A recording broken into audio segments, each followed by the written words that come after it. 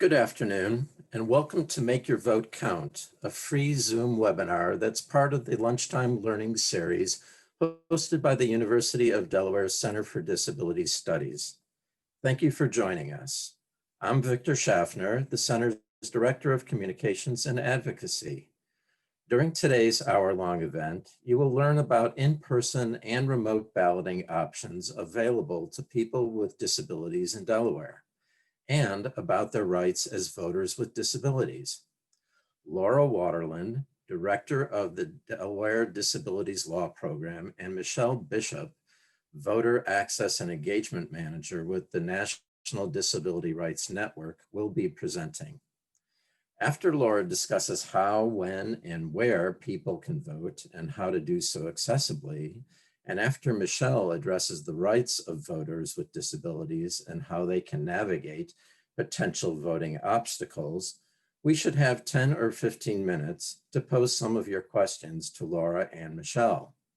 So during our hour together, simply enter your questions into Zoom's Q&A function, and I or Zach Davis, also with the Center for Disability Studies, will pose several of them to Laura and Michelle after their presentations.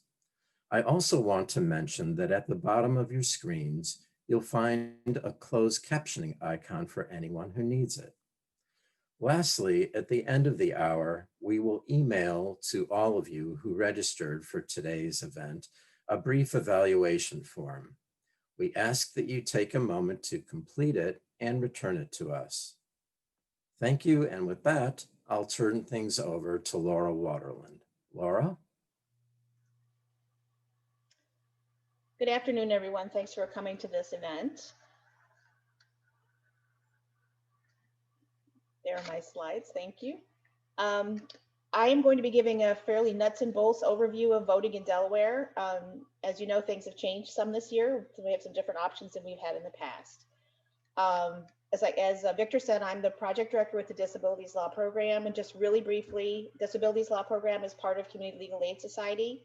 We are the protection and advocacy system for Delaware. We offer advocacy and legal services to individuals with disabilities under a number of different programs. And I would encourage you to look at our website, www.declasi.org, for more information about our program. One of our grants is for doing voter access work under our PAVA program. And so we have a particular interest in voting rights in general, and also how people with disabilities can access their voting rights. Next slide, please. So we have three options for voting this year, which is unlike other years in many, many ways. The first is a vote by mail option. This is new and it's only for this election. It was created by statute at the end of the legislative session this past year. The second is an option that's been available for many years, which is absentee voting. As I'll point out later, absentee voting is the primary pathway to vote accessibly other than going to your polling place, which is the third option. You still always have the option of going to your polling place to vote in person. Next slide, please. So getting into the nuts and bolts of voting by mail, because this is a new program rolled out very quickly and it seems to me, very well by the Delaware Department of Elections. One of the primary things you need to understand is that if you want to vote by mail, you have to file an application with the Department of Elections. There are several ways of doing this. The easiest way, if you have access to a computer, is to do it online, which is through the iVote portal, which I have the link for on the page. This is an entirely electronic process, which allows you to request ballot by mail. The other way is on paper, and you can mail, email, or fax the document that once you filled it out to the Department of Elections. So this can be like a very quick process to put in that application for a ballot if you haven't done that already and you still want to vote by mail. Important practical matters with regard to voting by mail.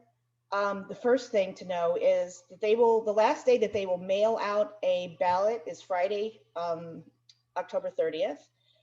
I would suggest that you not wait that long to request a ballot by mail because it's the likelihood of you being able to get it by Monday and then get it back to them by Tuesday at the end of polling would be a challenge.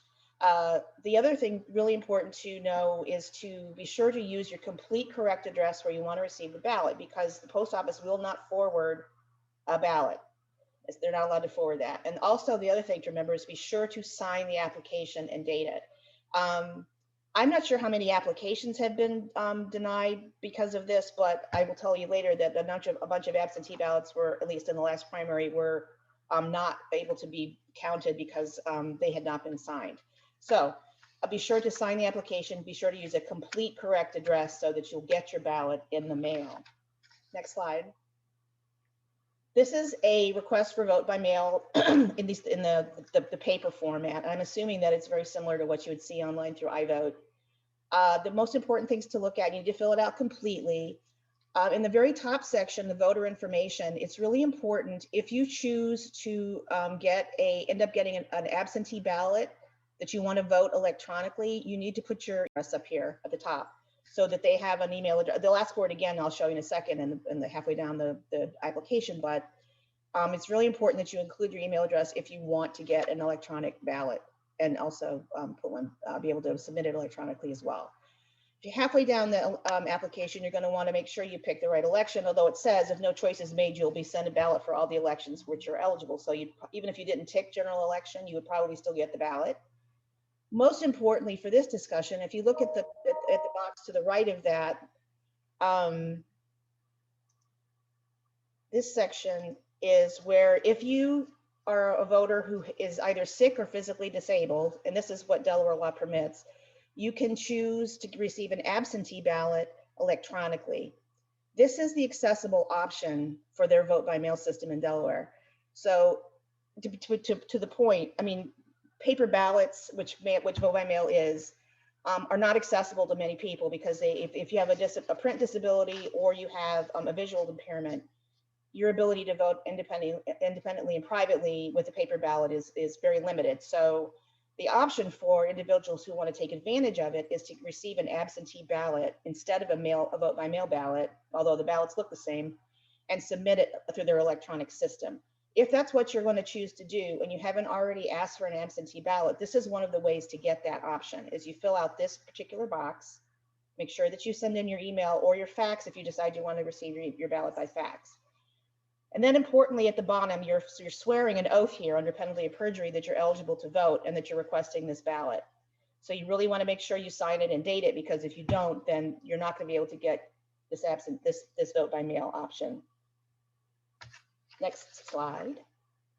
Okay, so once you get your ballot in the mail, you must fill it out in ink, blue or black. Unlike Pennsylvania to the north, and I don't know what the other states around here, but there's no internal envelope. A number of states require, including Pennsylvania, that you place your ballot in an internal envelope and then put that envelope into an outside envelope that is what is sent in the mail. That is not the case in Delaware.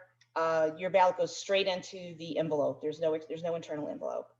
However, the external envelope is very important, and there's again an affirmation on the back of that envelope that must be signed and dated. And I'll give you an example in a second. How to return your mail-in ballot. You may mail it, and I've been assured that the mail in Delaware is not slow. And there's actually a very neat tracking feature that the post office offers for you to track your ballot, and there's information on that on the Department of Elections website. You may also drop it off, but it's really, really important to know that you may only drop it off at a county Department of Elections that issued the ballot up until the close of polls on November 3rd. You may not drop it off at a polling place. So I'm hoping people don't think at the last minute, oh, I've got this, I'm just going to drop it off at the polling place. That will not work. You have to take it, at least if you're going to use your mail-in ballot, you must drop it off at one of the county Department of Elections. And there are actually only 4 or 5 locations across the state for that purpose. It's not like some of the other states where there are a bunch of boxes all over the place. You can only drop it off at the county department and only in the county that issued the ballot. So if you're at the beach on Saturday and you want to drop your Newcastle County ballot off, don't. You need to drop it off in Newcastle County. Next slide. Here is a copy of the ballot, just so you can see it. It's the same ballot that you'll get whether you're voting absentee or vote by mail. It's very straightforward. You don't want to make any marks outside of those little circles, and you want to use blue or black ink. but that's what it should look like. Next slide. So here's the back of the ballot envelope, and this is the envelope that's going to be used for either an absentee ballot that you mail back or your mail-in ballot. There's a voter's oath over on the left, and then there's a signature box and a date on the right. And if you do not sign and date that, your ballot will not be counted. If you send it in soon enough and they catch the error, they will help you try to correct it. However, in the state primary, 200 ballots were rejected. There were 1,000 that were rejected altogether, but over 200 of them were because the person didn't sign. So, I mean, it's a relatively small number, but this is Delaware, so it still counts. And everybody's vote should count.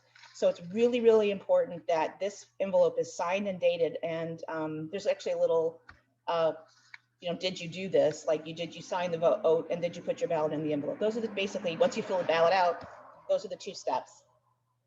So it's, again, not just to belabor the point, but signing and dating is really critical. Otherwise it will not be counted. Okay, the next slide. So mail-in ballots absolutely must be received by the Department of Elections by the close of polls on, which is 8 p.m. on November 3rd. It doesn't matter when you mail it in terms of if you get this, you stamp, it's not like paying a bill where if you manage to get the postmark on a date, it's going to count.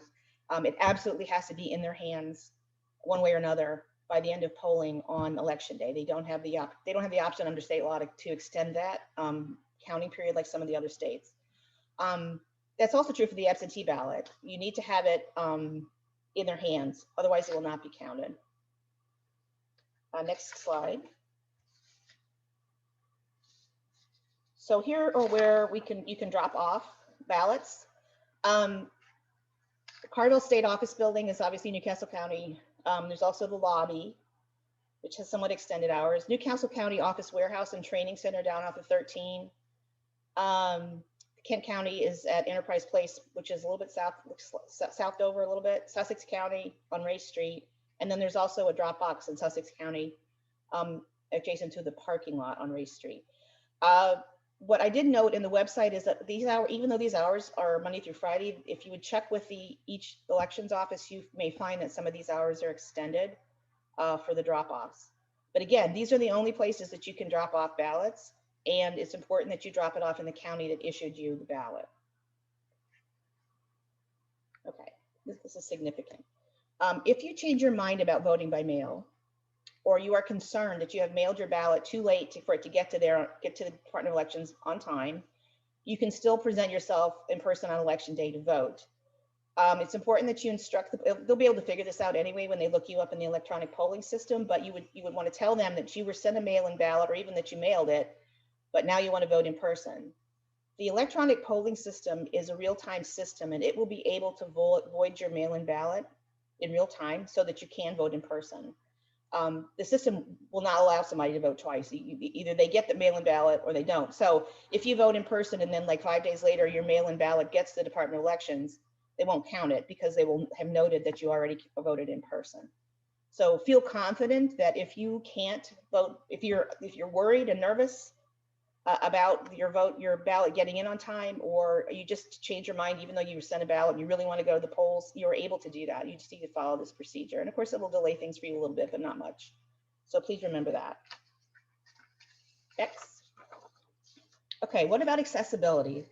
Like I said before, mail-in ballots are not accessible. They're the most inaccessible option for many people who want to vote independently and privately. And so one of the options that is available to people with physical disabilities or who are sick based under the constitutional criteria for the Delaware constitutional criteria for absentee balloting, you are able to access the absentee ballot system, and that system is the accessible alternative if you want to vote remotely and not go to the polls. So like I pointed out earlier, the mail-in ballot application form has an option to request an accessible absentee ballot if you meet the criteria. Alternatively, you can apply directly for an absentee ballot through the Department of Elections system. So again, if the mail-in ballot is not accessible to you, you have 2 options basically. You can either vote absentee using their electronic submission system, or you can vote in person because their equipment is accessible. And I'll cover that a little bit later. Next slide. So this is the top section of an absentee ballot application. Just so you can see, it's basically is the same information that you would have sent to them if you were trying to vote by mail. Again, it's very important that you are complete. The address is accurate and complete because that's where your absentee ballot is going to be sent. And it's very important that you include your email address if you want to have electronic delivery of your ballot. If you decide that you want to receive your ballot in a different place, which is frequently common with absentee ballots, particularly people who are like overseas or out of the state for vacation or at school, you want to be sure to include the address where you want your ballot sent if it's different from your permanent Delaware address. Next slide. Here's the bottom of the section of the absentee ballot application. This is very important that this be completed. If you do not complete, like on the left side, if you do not complete the reason why you are eligible for an absentee ballot, you will not be sent an absentee ballot. So you need to run through these different reasons why somebody is allowed to vote absentee in Delaware. One is you're in public service in the United States or the state of Delaware, or you're a spouse or dependent, and you're out of the state or out of the country, but your permanent address is in Delaware. Or due to the nature of your business or occupation, you're unable to vote in person, or either because sometimes because you're a caretaker. This also covers students, like college students who are out of state, or otherwise eligible persons who are incarcerated. Excuse me. The third option is I am sick or temporarily or permanently physically disabled, for absent from the district while on vacation, or for religious reasons, which is reason number 5. So if you want to vote absentee in Delaware, you need to fall under one of these criteria, and you need to be sure to check the box so that you're basically swearing at the bottom that you are one of these eligible individuals. On the other side of this section, you'll see the special qualification regarding electronic delivery. So if you are voting absentee due to reason number 3, which is I am sick or temporary or permanently disabled, physically disabled, you're going to want to indicate how you want your ballot sent. You may have it mailed to you, you may have it faxed or emailed to you, and then they ask for your fax number. Remember, up at the top, they ask for your email address, which is why it's so important that you include that up top if you're going to want to get your ballot by email. If you want to choose if you want to become permanently absentee, that's what your even option in that next box. And then again, the essential signing of this document so that it will be you've taken the oath that's required under law, and you are therefore eligible to get an absentee ballot. So a lot of clicking of boxes and filling out of lines just to be as complete as possible and neat as possible, and be sure to sign it. Next slide. In terms of getting, just to back up, in terms of getting an asking for an absentee ballot, you can use the iVote system to request an absentee ballot. You can use the paper form, which I showed you, which is very similar to what I showed you before. And you can also, and that can be sent electronically. You can email that as an attachment, or you can fax it. You do not have to, it's not a special envelope for the request for an absentee ballot. So there's a bunch of easy ways for you to request that ballot. But you still have to, when you submit your ballot, when you get it, that's when you have to be careful of the envelope. So in terms of submitting your absentee ballot, you can mail your absentee ballot, but again, it must be received by the close of polls on 11/3 in order to be counted. You can actually vote if you get to a situation where you don't want to go to your polling place, but you still want to vote, and you qualify as an absentee voter. You can actually go to a county elections office up to the end of polls, ask for an absentee ballot, fill it out on the spot, and turn it in. So that's another option for you. That's probably not the best option, particularly in the pandemic. I know they want people to make appointments, but obviously on election day, it's not going to be possible. That is still an option for you. Bear in mind that the last time that they can issue an absentee ballot, I'm sorry, I should back that up. I don't want to misstate here. You can only get an absentee ballot up to noon the day before the election. So if you want to vote absentee in person and not go to the polls, you need to go by actually noon the day before on 11/2 in order to do that. But it's still an option to actually go to the up to the polling place. So that's in terms of getting the ballot. You can submit it up till the end of the polling of the election day. But to get one, you have to get it by noon. Okay, so I know it's complicated. If you are a voter, go back if you can. Again, to reiterate, if you're a voter who has physical disabilities or sick, you can submit your ballot electronically by fax or email as an attachment, again, up to the close of polls. And I wanted to point out a video that's available on the Delaware Developmental Disability Council website that they just put out. Emmanuel Jenkins, one of their staff, interviewed Anthony Albence, excuse me, about the electronic submission process. And it's a pretty good description. And also Emmanuel talks about his experience using that system. So you do have the option if you're qualified that you can actually submit your ballot electronically, either by fax or email, up again to the close of polls. Next slide. I think Zach was going to post that link in the chat box as well. Of course, your last option is to vote in person. And it's, you know, a lot of people really enjoy going to the polls. This year is going to be a different experience, I think. However, it's available to you. In terms of tips for voting in person, you're going to want to check the iVote website, the portal on the Department of Elections website to confirm your polling place. You're going to want to give yourself a significant amount of extra time and be prepared to wait longer because of pandemic precautions. I don't know if people have voted in the primary, but with the electronic poll, with the new process, there's more screens to touch. There's the electronic poll book, which you can hit with a stylus or with your finger in terms of signing in when you're getting positioned to vote. The voting system itself is a touchscreen system, so there'll be a lot of cleaning, and that will create extra time in terms of processing, or people processing through and getting their votes cast. It's one thing I wanted to share with you is that Delaware, although Delaware is mandating the poll workers to wear masks, there is not a mandate for voters to wear masks in the polling place. So people will be strongly encouraged to wear masks, but they're not required to. So that's just a piece of information you might want to use to factor into how you prepare or to go to vote. And again, this is kind of an overarching thing. If you need any kind of assistance in terms of accessing the polling place on election day, you should ask for it.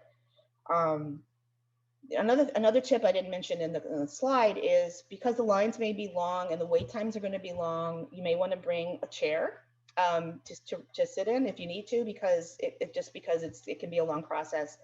I will share that in the last two primaries this year, that about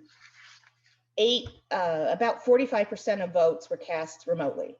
So that will lessen the stress on in-person polling. I mean, and I think that they anticipate that at least that percentage is voting either by mail or absentee for the general election. So there will probably be fewer people at the polling place, but it's worth considering, you know, that it's going to be a different kind of experience, I think, than we've had in the past, like so many other things that we've done. Next slide.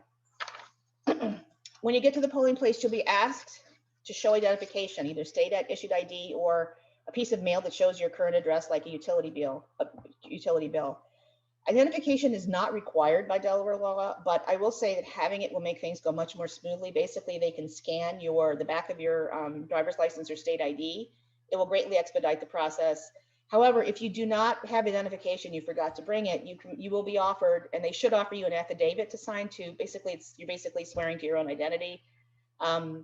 So if you encounter difficulties at the polling place regarding identification, or if you have a poll worker who insists that you have ID or you can't vote, for example, and that does happen every so often, you should always ask to speak to the inspector.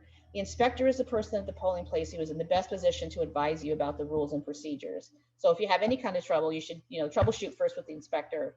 And if that doesn't work, you should call the county elections office. Remember, it's best if you have ID. It makes life a lot easier. If you don't, you do have the option of signing an affidavit. Next. Once you're checked in, you'll be given a blank piece of paper called the activation card. This is your paper that will print your official ballot. You feed the paper into the slot to the right of the machine.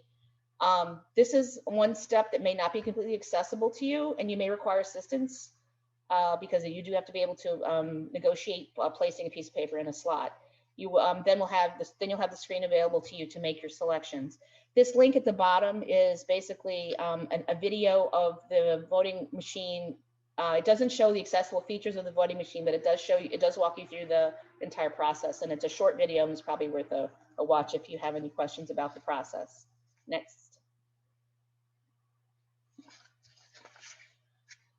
Like I said before, all voters have the right to vote privately and independently. The machine that's currently in use, which is basically the new machine, is the Express XL voting machine.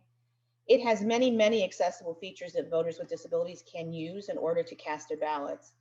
Unfortunately, like I said before, the video on the machine does not, that the DOE, the Department of Education has posted, does not show those features. And I'm hoping that someday they will update that to include a video on how you use the machine, because the machine actually has a number of ways that make it easy for people with disabilities to vote. Poll workers are supposed to be trained on how to use these features, but some of them may not be. And there are a bunch of reasons for that. I mean, they have a lot of new poll workers this year. And the training is just, it's complicated. I think they're very focused on learning the machine in general. But you should let them know upfront if you need to use the accessible features. And if the poll worker who's assisting you does not seem to understand what the machine can do or how to use it, you should ask for help, additional help. Occasionally we hear anecdotally of stories of poll workers who try to just talk voters into taking somebody with them into the polls to vote for them, because they think that's the easiest thing, and why would you want to do the, go through the extra trouble of actually using the equipment the way it's intended. So if that happens, you should ask to speak to an inspector and then report it to us at the Disabilities Law Program, because we are interested in hearing about that. We actually had it happen to one of our staff in the last election. So be aware that there are many features, and it's really important if you want to use those features that you ask, and then if you don't get satisfaction, that you kind of go up the chain to ask for help until you get the right help. Next slide.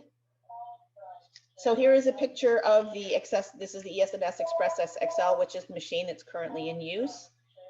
So in terms of the features that are available, and some of these would be useful to anyone, not to somebody who has special needs. Seated and standing height configurations serve both seating and standing voters, so the screen goes up and down.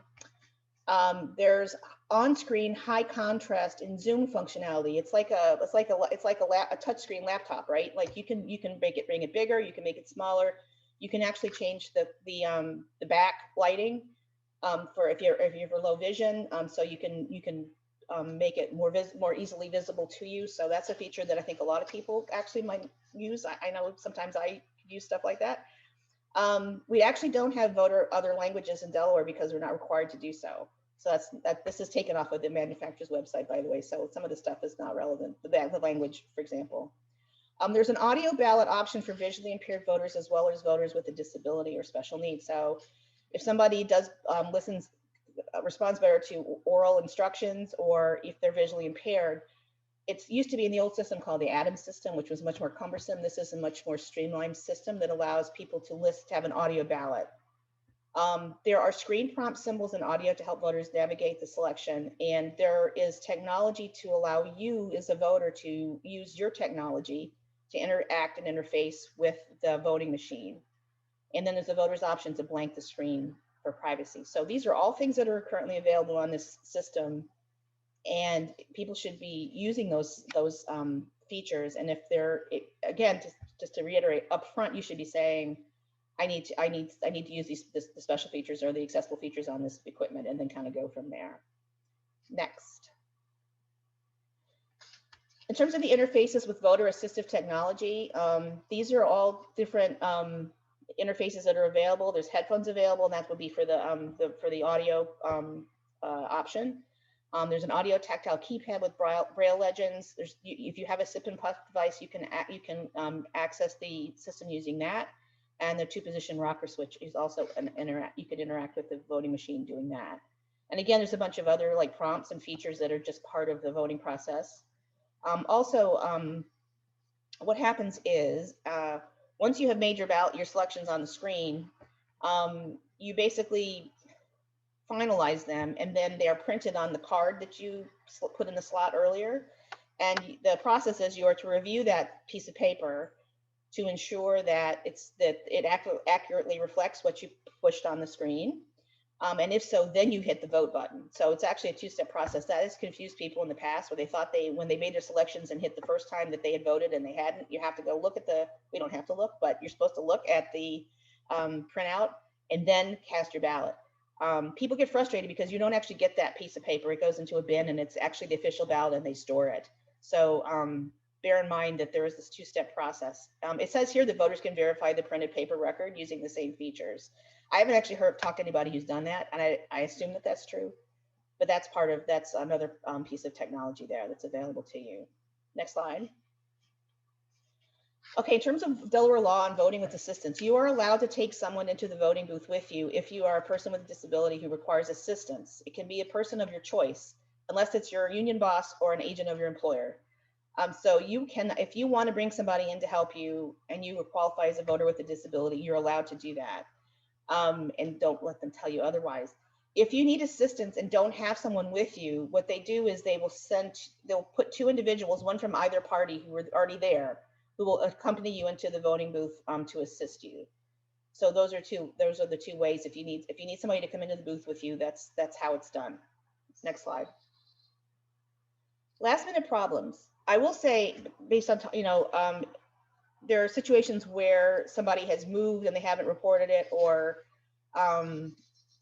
you're registered in a different voting district than you thought you were. If you have gone to the wrong polling place and you have time, it is much, much better for you to try to get to the right one and vote there. They will be able to assist you and tell you where to go. In terms of address changes, and this is not on the slide, you can change your address either through the iVote portal or by calling one of the county elections offices up to almost to the point of the election. It's not the same as changing your registration. You can change your address and update your address at any time. So if you're in a position where you have gone to the wrong polling place, you're registered, but you showed up to the wrong place, it is generally better for you to just try to make the effort to go to the right one. If you cannot do that, then you can vote a provisional ballot. However, two bad things about provisional ballots in Delaware. One is that they only are used for the federal slate. You can't vote your state ballot with a provisional ballot. You can only vote the federal slate. And there is an identification requirement for the provisional ballot. So definitely much better for you to vote in the right place if you can. And there's a link there to a publication that describes the provisional balloting process in Delaware. So you can, if you feel like that might happen to you, best to know what to expect. So I would suggest reading that brochure. Next. Electioneering, there's been a lot of discussion about electioneering this year because it's just such a heightened environment. I think the electioneering is controlled by state law and federal law, actually. But electioneering is basically where there's a political discussion of issues, candidates, partisan topics, wearing buttons, banners, or objects referring to issues, candidates, or partisan topics within 50 feet of the building in which the voting room is located. So beyond the 50 feet, that's not electioneering, and they can do that. So you can expect, I think, and certainly in certain polling places more than others, you can expect to see, perfectly legitimate electioneering in terms of candidates what people wanted to give you a sample ballot if you want to vote a certain way, or brochure, and that's perfectly okay. It still has to be beyond 50 feet of the building. It is not okay, of course, to intimidate or interfere with somebody's access to the polling place or to act in a threatening manner. If you find that the electioneering whatever you want to call the political activity that's occurring, either it's occurring within 50 feet, that's electioneering, that's illegal, you need to report that.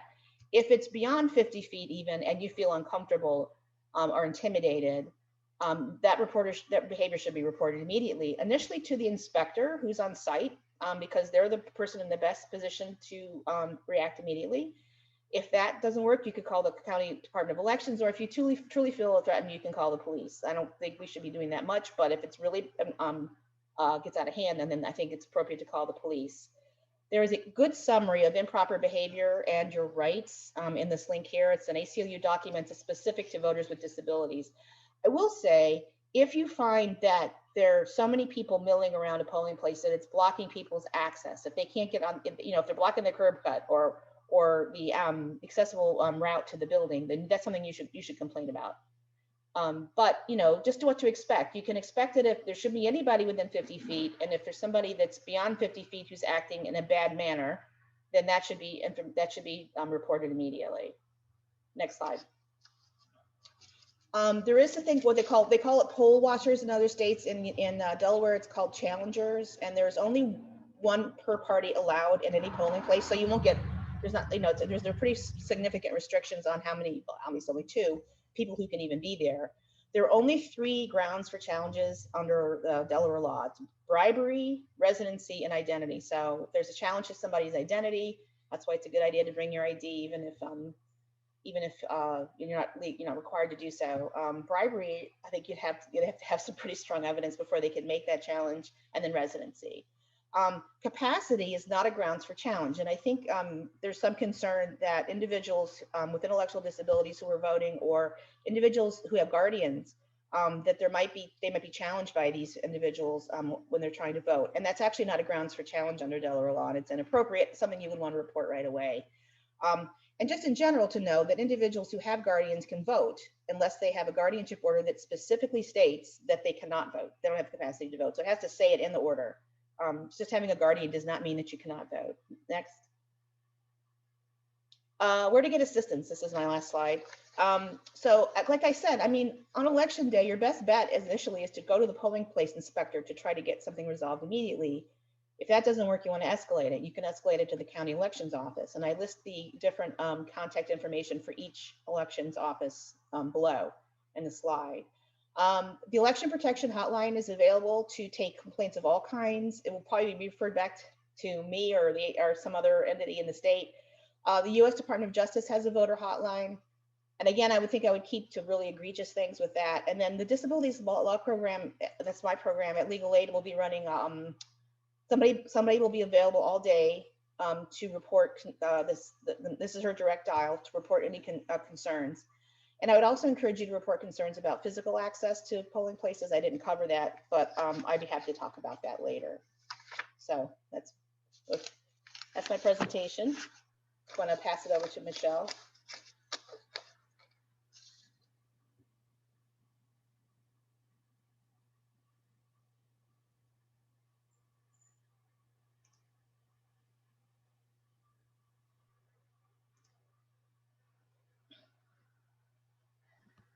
Well, hello, everyone. Thank you for having me today. I'm so excited to be here. Thank you, Laura. That was amazing. That was like a rundown of all the important laws and just everything you need to know to vote in Delaware, especially if you're a voter with a disability. Thank you. That was incredible.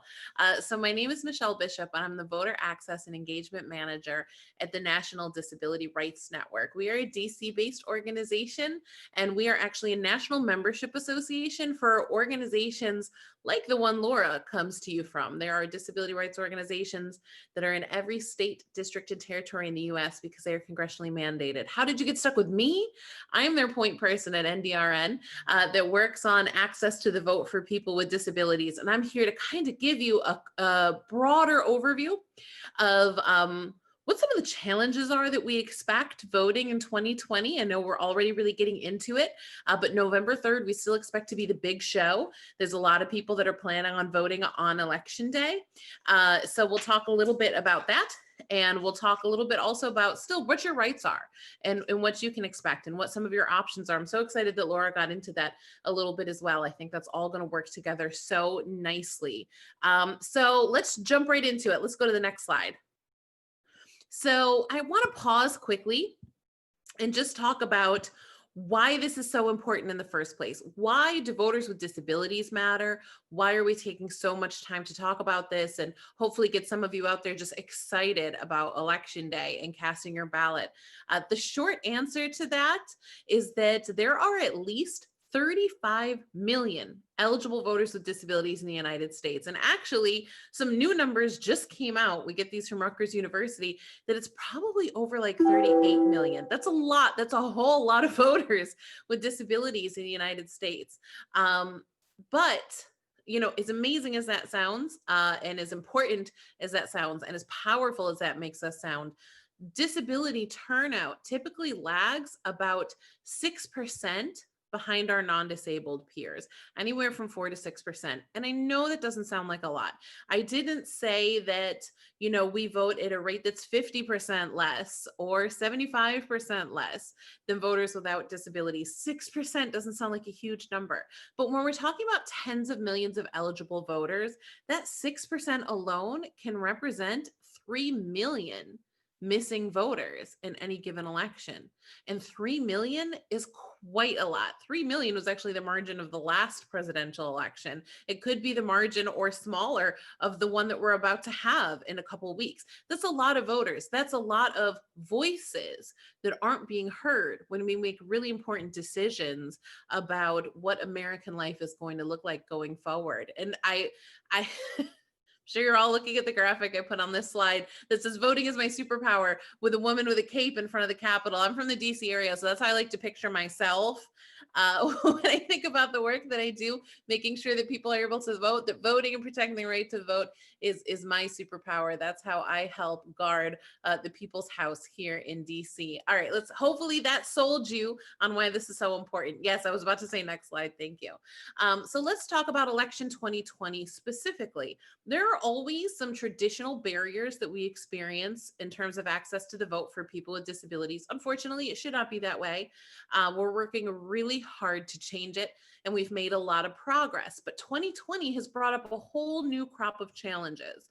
So let's talk about it. The first is that the 2016 election, our last presidential election, raised a lot of really confusing and complicated questions about election security.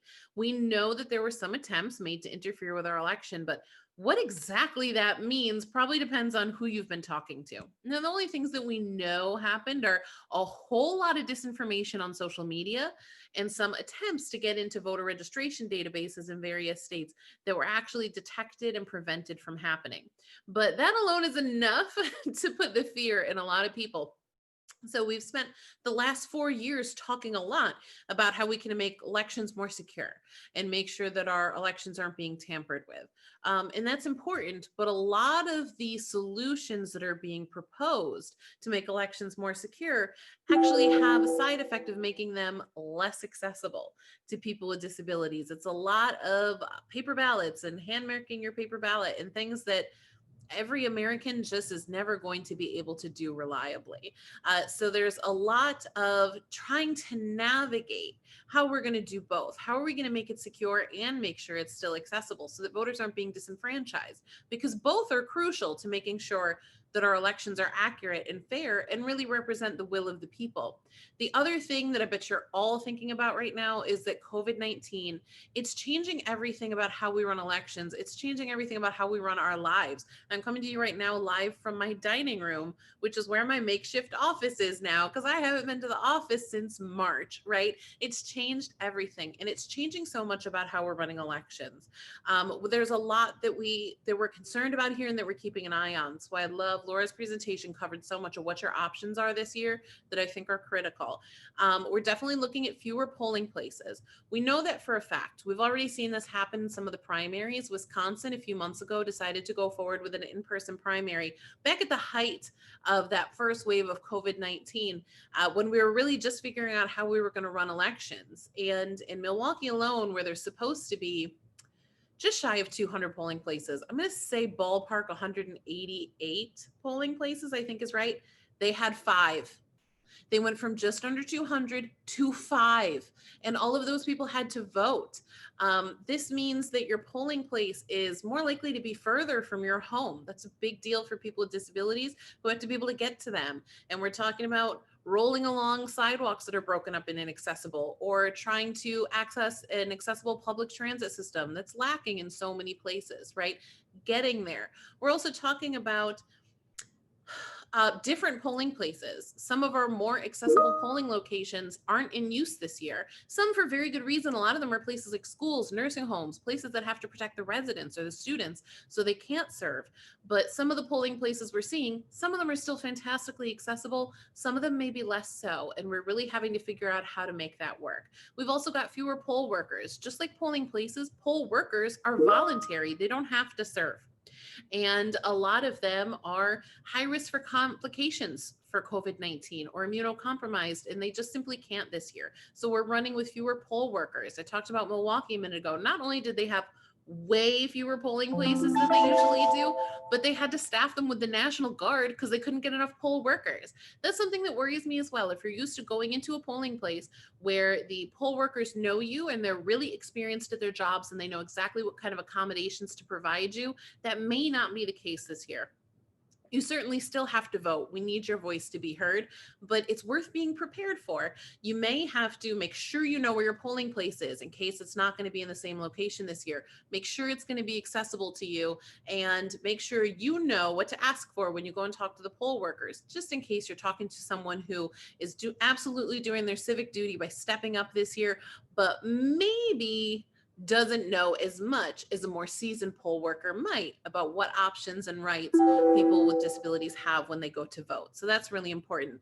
We're also, of course, really concerned about things like vote by mail, but I know that Delaware is actually doing a pretty good job right now of making their vote by mail more accessible than some of those really traditional systems that just, well, they're exactly what they sound like. They're mailing someone a piece of paper.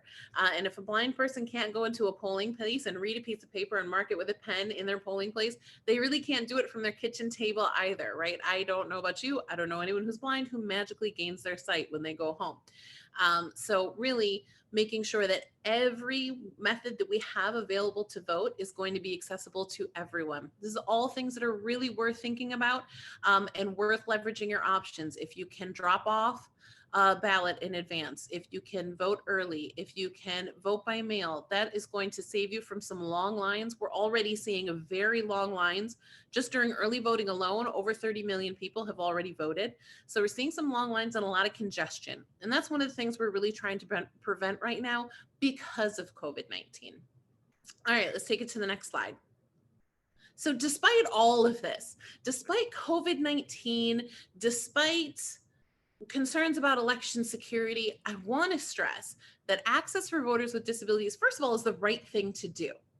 Nothing that we do in the name of COVID-19 or in the name of election security should ever disenfranchise someone from being able to vote if they're an eligible voter. That is still your right. It's still the right thing to do. It's also still federal law. I know it's really hard right now. Trying to find enough polling places, enough poll workers is more difficult in 2020 than it's been in a long time. Our elections officials are up against a lot. I'm not trying to give them a bad name. I understand how complicated this election year is, but your access to the vote is still federal law. The Help America Vote Act still says that you have the right to a private and an independent ballot. The Americans with Disabilities Act still says that your polling place has to be accessible to you. The Help America Vote Act still says the accessible voting machine still has to be there and ready for you to use. The Voting Accessibility for the Elderly and Handicapped Act still says that you have the right to request to move up in line if you can't wait in those long lines. It still says that you have the right to alternative means of accessing and casting your ballot if your polling place is not accessible to you. The Voting Rights Act of 1965 still says that you have the right to have anyone you choose assist you, with the exception of your employer or your union rep, if you need assistance when you go to cast your ballot. All of those rights are still in place. Nothing can change that. So if you're planning on voting this year, you haven't done it yet, just know that you still have those rights and you should still be prepared to ask for them. The worst thing you could ever do is forfeit that right to vote. That's the one thing we don't ever want to see happen. So know that your rights are still protected and they're still in place. Elections officials are working as hard as they can to make sure that the vote is still going to be accessible for you, but you want to think ahead, make a plan, know your options, and make sure it's going to work for you. Nobody wants a surprise on election day, but just know the law is still on your side, and so are organizations like ours. All right, let's go to the next slide. I gave you a huge sneak preview about all the expected challenges that we have around COVID-19. I just want to say a couple more things about it, a little more focused on you and what you can do. So COVID-19 safety. There's no reason to think that going to vote is going to be any more dangerous than something like going to the grocery store. You want to bring your PPE, have it ready. You want to be prepared to wash or sanitize your hands before or after voting, and you want to practice your social distancing. The same thing you do going, anywhere, and it shouldn't be any more problematic than it's been. The great thing about options like early voting and voting by mail are that they give you opportunities to go and visit a drop box when it's not busy, or go by an early voting site and see a long line you don't want to mess with and maybe come back another time. We know there's going to be fewer poll workers, fewer polling places. We're expecting long lines. We've already seen them in early voting. Even here where I live in Virginia, my neighbors are telling me they've waited 2-3 hours in line. I dropped my ballot at a drop box because I was prepared. So it took me all of 10 minutes to vote. These are just things you want to plan for. They're not a reason to miss your vote, but they are something you want to think about and just be prepared for.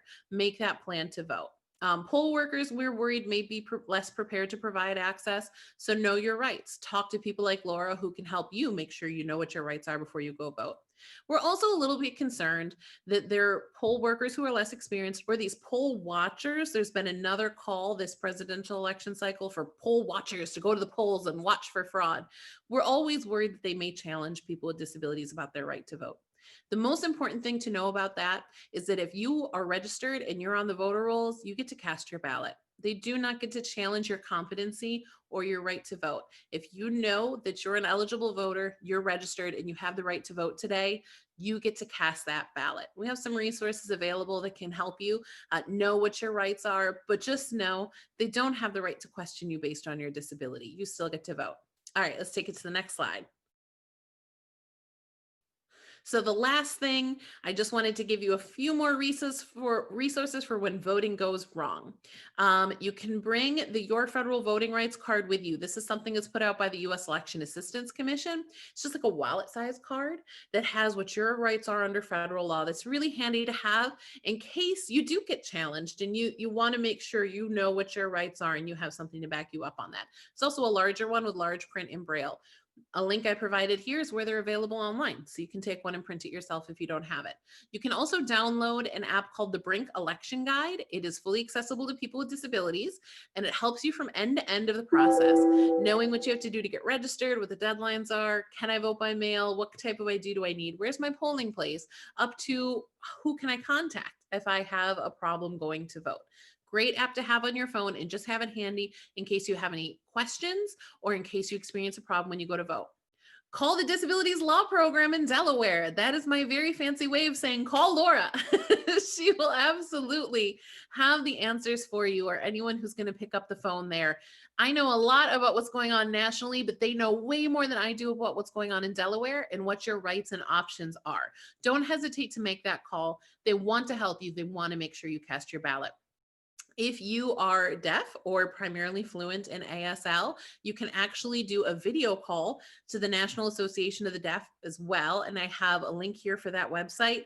Amazing new resource they just started offering within the last couple election cycles to be able to do a video call as an alternate to what I have listed here last, which is a traditional call to election protection.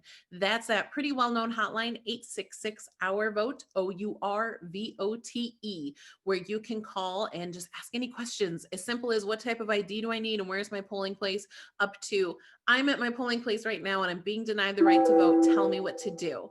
They have an English hotline. 866-OUR-VOTE is a traditional English hotline, but if you go on their website that I gave here, they also have a Spanish hotline, an Arabic hotline, and one that provides, I'm going to say, up to 9 different Asian languages as well. There's also some new features. If you go on that website, you can chat through the website and you can text.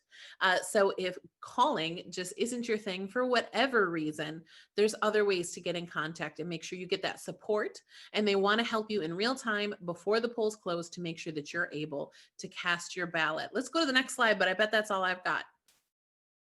It is. The bottom line for me is access to the vote is a right, no matter what. No matter the challenges of COVID-19 or anything else that's going on in 2020, your access to the vote is your right under federal law. Make sure you cast that ballot. If you need support, we've got resources here for you. Folks you can call, text, video chat, whatever it is that you may need.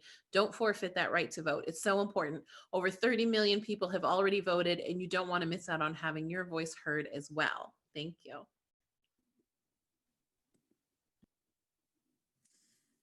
Thank you so much, Michelle, and thank you so much, Laura, for the abundant information. We still have some time for questions, however, and we'll see how many we can get to in the next 6 minutes or so. If we find that we need to run over a few minutes, we may be able to do that as well.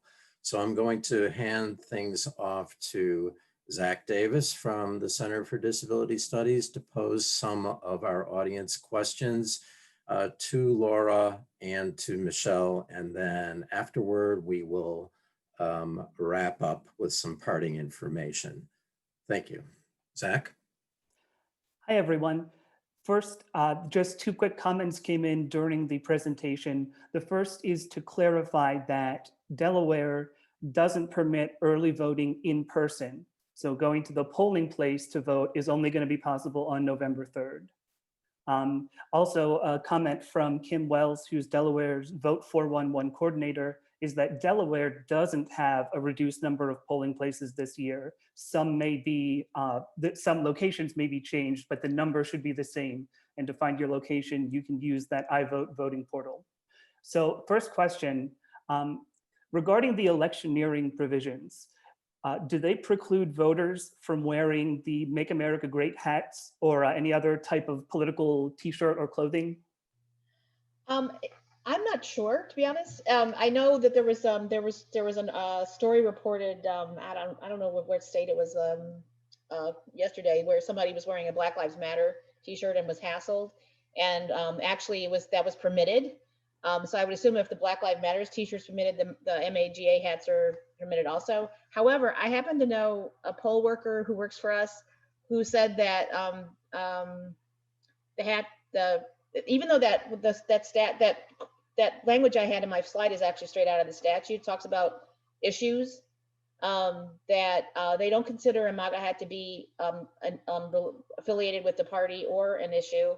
So I'm assuming that they can wear them, but I don't know for sure. So I'm reluctant to say. It's something we probably should ask and share, because I mean, to be honest, maybe, the best approach is not to wear one of those, like not to wear an incendiary T-shirt or piece of clothing of any description, because that will avoid any difficulties.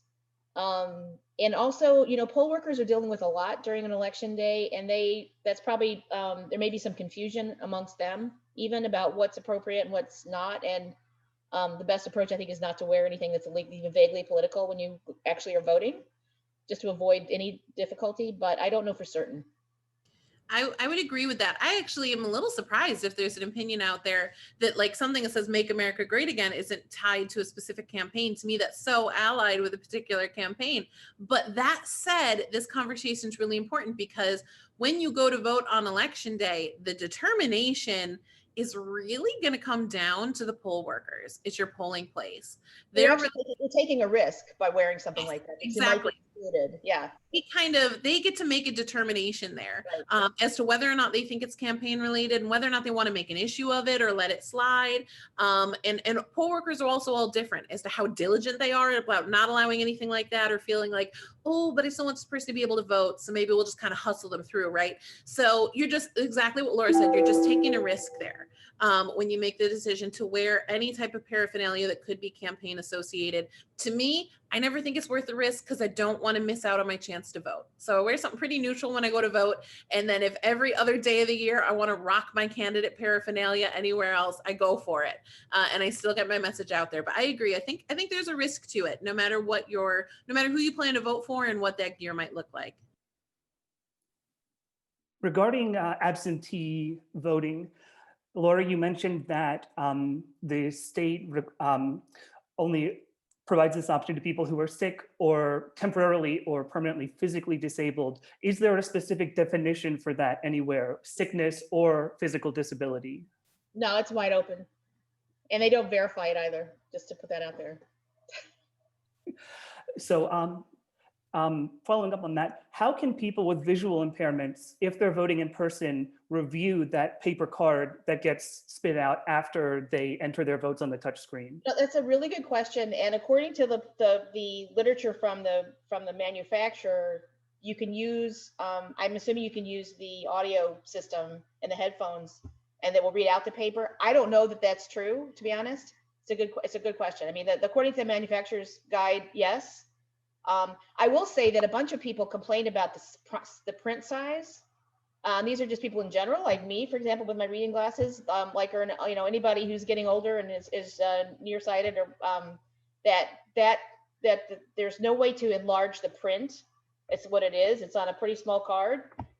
So that people are a little unhappy about in general. But according to the manufacturer's literature, you can use the accessibility features to have it to read it. I don't know for sure though.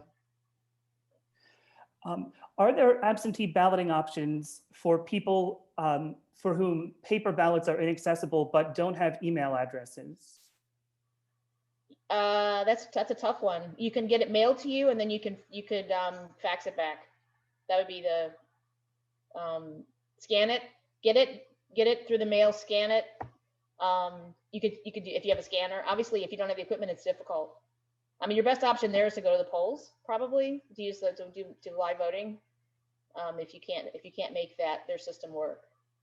Yeah, I agree. Vote by mail systems, we're making them more accessible. We've been working really hard on that. And I know folks like Laura in Delaware have worked really hard on that this year as well. They're not perfect.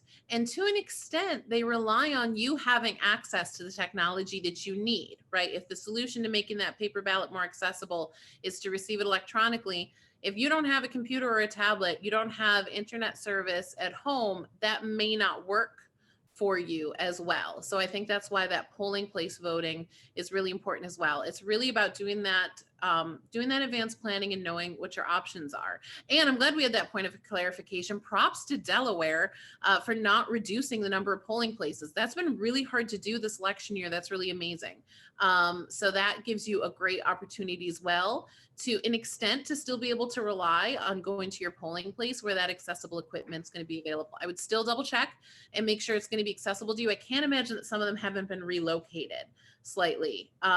So you still want to make sure you know where your polling place is in case it's been moved, and make sure it's going to be accessible to you. But I agree, in some cases that in-person vote might be what's best. And that's why we really want people to take advantage of voting by mail, Dropbox voting, that sort of thing, so that you can do your part to reduce congestion at the polls for people who really need to go there and vote on election day. So once people actually get into the polling station, what are some of the most common challenges that you've heard of, as you're actually trying to cast a ballot in person? I've never actually heard of any, to be honest. And that's never been reported to me. I know people are concerned. I mean, I think I've heard anecdotally about people challenging, not just the challengers, actually poll workers saying this person doesn't seem to have the capacity to vote, just like gratuitously saying that, and they're not allowed to do that, and it's not supported, but it can still happen.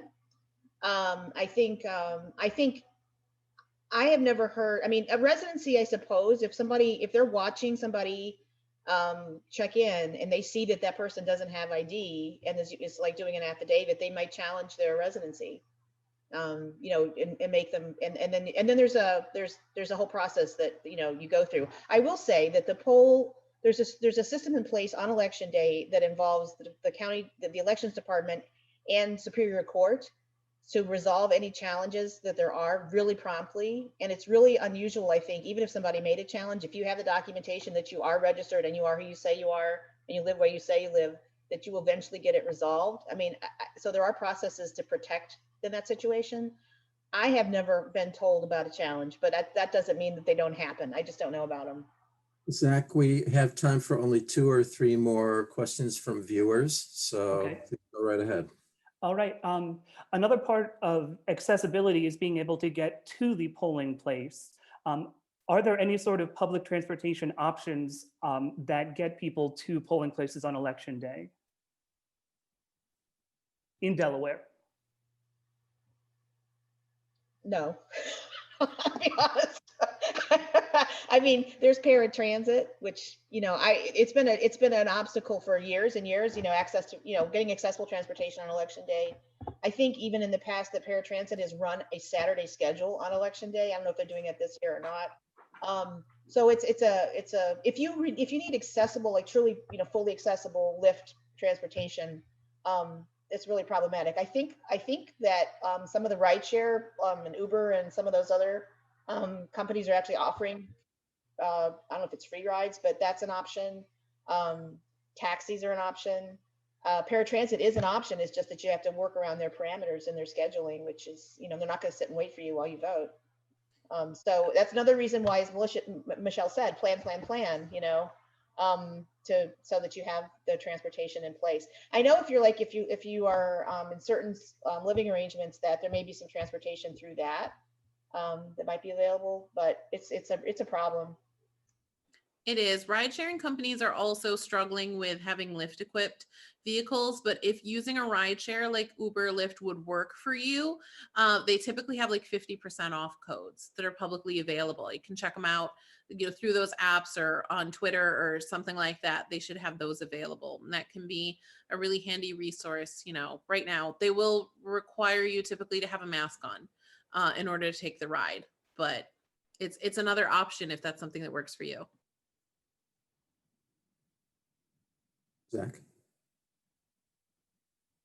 Zach, you have another question? That is actually pretty much all the questions that we've gotten. So I think this is a good place to wrap. Can I just say Okay. real quick, just clarify? Yes, go ahead, Laura. Dates real quick. It's too late to register now, right? Deadline's passed. If you want to get a mail-in ballot, the last date that they're going to mail one out is Friday, October 30th. The last day that you can get an absentee ballot issued is noon on 11/2, and you can vote any of those up until the end of the close of polls on the 3rd, which is 8 p.m. And only take your mail-in ballots to a county elections drop box, no place else. Okay, thank you for that, Laura. That's so important. Yes. I mean, in a state where you're looking at election day voting without like an early voting period, some states have early voting for like a month, that getting that, mail in or that absentee ballot, getting a ballot you can take to a drop box could be really critical, especially if transportation is a really difficult issue for you, or if you're concerned about your polling place being accessible, or just limiting your exposure to COVID with all the folks who might show up on November 3rd. So yes, so critical. Thank you, Laura. So thank you both, Michelle and Laura, for the wealth of information. A couple of ending notes here. One is we are now going to be sending to everyone who registered for today's event a survey. We ask you to please fill it out sometime today and send it back to us, which will give us information about how you reviewed today's program. We also can look to see about sending you the PowerPoints that were part of today's presentation, since there was a wealth of information in them, and also some hyperlinks to various websites. We will see if we can make those available to you as well. As has been mentioned today, and as we think you all know already, but we will mention it as well, Election Day is November the 3rd. We hope that you will cast your ballots. Thank you very much, everyone, for joining us today. And again, thanks to our presenters, Michelle Bishop and Laura Waterland. Everyone, please have a good afternoon.